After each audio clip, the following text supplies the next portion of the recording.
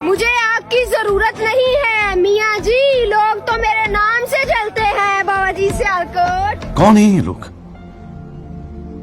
कहाँ से आते हैं? ये मैं हूँ और ये अजीब सी है और यहाँ हम टिकटॉक बना रहे हैं। चल बोजड़ी के बखैर रागली, मैं हूँ लांजमार। जैसे कि आप लोगों को पता है कि मैंने अपनी पिछली वीडियो उर्दू में बनाई थी और वो वीडियो लोगों को इतनी पसंद आई कि इनबॉक्स से लेकर कमेंट सेक्शन तक मुझे सिर्फ यही सुनने को मिला कि लांजमार भाई मजीद कुछ वीडियोस उर्दू में बनाओ। तो इसलिए मैंने सोचा कि आज की ये वीडियो भी उर्दू में ही बना ली जाए और इस वीडियो में चंद उन बेकार टिकटॉकर्स की जख्मों पर नमक छिड़का जाए जो टिकटॉकर्स अपनी फजूल तरीन वीडियो से टिकटॉक के बदौलत न सिर्फ मुआशरे में गंद फैला रहे हैं बल्कि दिन ब दिन टिकटॉक पर अपनी वो फजूल तरीन वीडियोस में मजीद इजाफा करते हुए अपने गंद से मुआशरे में फैले हुए बदबू को भी मजीद बढ़ा रहे हैं। लेकिन आज की इस वीडियो में मैं उन फजूल तरीन वीडियोस बनाने वाले चंद टिकटॉकर्स के पिछवाड़े में आरिफ लोहार का चमटा घुसाते हुए उनसे ये पूछूंगा कि हाँ भाई, लेते हुए मजा आ रहा है या नहीं।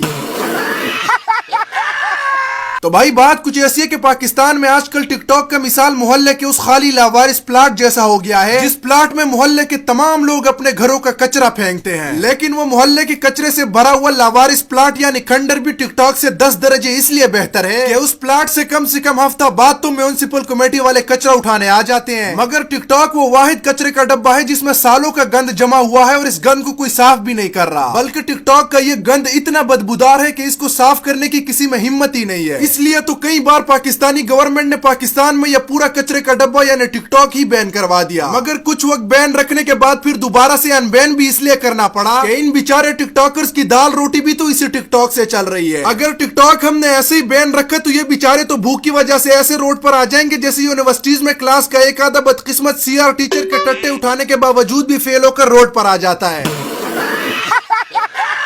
खैर आते हैं अपनी वीडियो की तरफ और पिछवाड़े में आरिफ लोहार का पूरा चमटा घुसाने का सिलसिला शुरू करते हैं इस सर्कस के प्रेग्नेंट बंदर जैसी हरकतें करने वाले अकल के उस दुश्मन अली हैदराबादी से जिसके अंदर दो मुंह वाला कीड़ा दिन में तकरीबन 24 से 36 बार जागता है और इसे इस काम पर मजबूर करता है कि ये अपनी पेंट टखनों से ऊपर करके शर्ट के बटन खोलकर बुंड मरवाकर आईफोन लेने वाले लोंडे की तरह गलियों में वॉक करते हुए स्लो मोशन वीडियोस बनाकर टिकटॉक पर डालकर लोगों का जीना हराम करे। टिकटॉक आने से पहले इस जैसे लोंडे हाथ में 5 रुपए का ब्लेड लेकर हर चौक पर बैठे लोगों के टट्टे शेव किया करते थे, लेकिन फिर आ गया टिकटॉक तो अब इनका वो टट्टे शेव करने वाला कारोबार फिजिकल से डिजिटल हो गया और अब इस जैसे लोंडे वही टट्टे शेव करने वाला अपना बिजनेस टिकटॉक पर चलाते हैं। फिर इसके बाद आता है नदीम नानी वाला, जिसका असल में नाम होना चाहिए था नदीम भोसड़ी वाला, क्योंकि ऐसे काम तो यह करता नहीं जिसे लोग अपनी नानियों और घर वालों के साथ बैठकर देख सके। हमेशा ये या तो किसी के ले रहा होगा या किसी को दे रहा होगा, मेरा मतलब आईफोन दे रहा होगा, आईफोन की बात कर रहा हूँ, और वो आईफोन भी इसलिए दे रहा होता है कि वो आईफोन लेने वाला आकर इसकी ले। अब मैंने गांड की बात की, समझ रहे हो? समझ रहे हो? समझ रहे हो ना? इसके अलावा मैंने एक जगह इसके बारे में सुना था कि ये मशहूर भी इसलिए हुआ है कि ये लोगों को बड़े इंटरेस्टिंग चैलेंजेस देता रहता है। तब जाकर मैंने कुछ रिसर्च की इसके बारे में कि ये कैसे चैलेंजेस देता है, तो इसकी कुछ ऐसी वीडियोस मेरे सामने आई जिसमें ये लोगों को कह रहा होता है कि ऊंट पर वॉक करो मैं तुम्हें आईफोन दूंगा, चलती हुई ट्रेन पर वॉक करो मैं तुम्हें दुबई का टूर दूंगा, चलते हुए गीले शलवार में टिट्टी कर लो मैं तुम्हें आईफोन दूंगा। अबे साले, हलाल की कमाई से तो एक हरामी की तरह शक्ल रखने वाले लौंडे के पास इतना पैसा नहीं आता कि वो लोगों में आईफोन्स बांटता फिरे, जरूर तू कहीं दूसरा वाला धंधा करता होगा। फिर इसके बाद आती है एक और टिकटॉकर जन्नत मिर्जा। यह वो वाहिद जन्नत है जो अपनी फहाशियों से लोगों को दोजख की तरफ ले जा रही है। वैसे तो ये मशहूर अपनी बड़ी बड़ी आंखों की वजह से हुई थी, लेकिन असल में लोग इसके बड़े बड़े कुछ और देखने के लिए इसकी वीडियोस देखते हैं। समझ रहे हो? समझ रहे हो? समझ रहे हो ना? अब बाकी महंगाई का तो पता नहीं, पर पाकिस्तान में साबुन और शैम्पू की महंगाई में इस जैसे बड़े बड़े हेडलाइट्स और बड़ी बड़ी तिजोरियां रखने वाली टिकटॉकर्स लड़कियों का हाथ है, जो खुद तो आधे आधे कपड़ों में टिकटॉक पर फजूल तरीन वीडियोस बनाकर चली जाती है, लेकिन फिर वही वीडियोस जो शदीद तरीन सिंगल लौंडे देख देख कर साबुन की मदद से अपने हाथों का चमड़ा उतार देते हैं। कोरोना है ना, तो हाथों को तो साबुन से बार बार धोना चाहिए। इसके बाद अब हम थोड़े छेद इस लंडे के मौलवी में करेंगे और फिर उसी जख्मों पर थोड़ा मिर्च मिसाला भी छिड़केंगे, क्योंकि ये नकली मौलवी टिकटॉक पर न सिर्फ गंद फैला रहा है बल्कि अपने कच्चे और निकम्मे कामों से दाढ़ी का भी मजाक उड़वा रहा होता है। मैंने ऐसे ऐसे लोग भी देखे जिन्होंने अपने परमानेंट जॉब सिर्फ इसलिए छोड़े कि वहां उनको उनकी दाढ़ियों की वजह से जज किया जाता था। दूसरी तरफ ये नकली मौलवी है जिसमें ये वाली गैरत तो बिल्कुल ही नहीं है कि मेरे मुंह पर दाढ़ी है तो लिहाजा मैं ये बेगैरती न करूं। रही बात शर्म और हया की, तो शर्म और हया भी इसके घर से पूरे 64 किलोमीटर दूर रहते होंगे, वरना अगर शर्म और हया की स्मेल भी इसके दरवाजे से गुजरती तो ये इतनी दाढ़ी होते हुए कभी ऐसी कच्ची हरकतें न करता। पर क्या है ना, ये पाकिस्तान है, यहाँ ऐसे बेशुमार नमूने देखने को मिलते हैं। यहाँ रिमशा जैसी लड़की जिसको इस्लाम के बारे में तकरीबन इल्म है वो गंद फैला रही है, तो ये लंडे का मौलवी भी तो फैला सकता है। खैर, इसके बाद अब जरा डिस्कस करते हैं इस साइलेंट गर्ल को जिसने अपनी हरकत और करतूतों से साइलेंट लफ्ज का माना ही बदल दिया। वो ऐसे के नाम तो इसने अपना साइलेंट गर्ल रखा है, पर बाखुदा के इसमें साइलेंट गर्ल वाली एक भी निशानी नहीं है। बस जहाँ भी दिखाई देती है भौंकते हुए ही दिखाई देती है। मुझे आपकी जरूरत नहीं है मियाँ जी,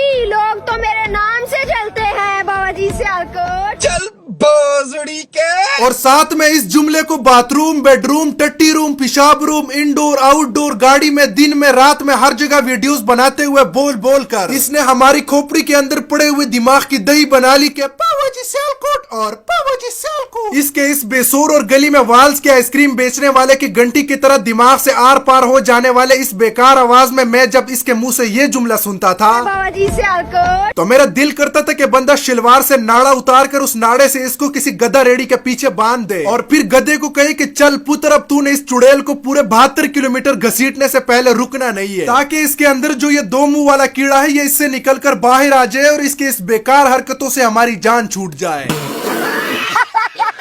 अब इस तरह अगर एक एक टिकटॉकर की मैं लेना शुरू कर दूं तो इन पर पूरा 2 घंटे का फिल्म बन जाएगा। लेकिन फिर वो पिछली वीडियो की कहावत याद आई कि टट्टी में जितना हाथ मारोगे उतनी ही टट्टी बदबू करेगी। इसलिए मैंने चंद उन टिकटॉकर्स की ली जिनकी लेने को मेरा खून उबल रहा था कि कब मुझे मौका मिलेगा और मैं इन बेकार टिकटॉकर्स में आरिफ लोहार का पूरा चमटा घुसा कर इनके अंदर वाले फेफड़े इनसे मुंह के बल बाहर निकाल कर इनको इनके औकात याद दिलाऊं। क्योंकि क्या है ना भाई, बहुत बेहयाई फैला रखी है इन्होंने, और हम हर उस बंदे के पिछवाड़े में 6 इंच के कील ठोकेंगे जो सोशल मीडिया पर गंद फैलाता है। खास तौर पर इस साइलेंट गर्ल जैसे टिकटॉक पर आई हुई गधे की बलगम से पैदा होने वाली लड़कियां तो पहले नंबर पर है हमारे रोस्टिंग लिस्ट में, क्योंकि वो किसी ने सच कहा है कि अगर मिंटू इन जैसे लड़कियों को टिकटॉक पर देख लेता तो वो कभी न लिखता कि औरत मजबूरी में तवाइफ बनती है, बल्कि इन जैसों के अंदर 2 मुंह वाला कीड़ा और मस्ती होती है। समझ रहे हो?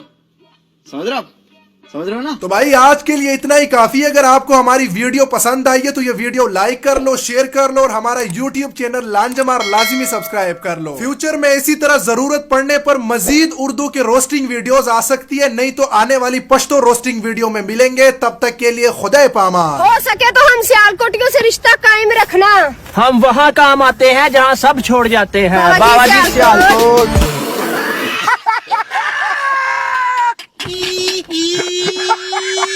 खत्म।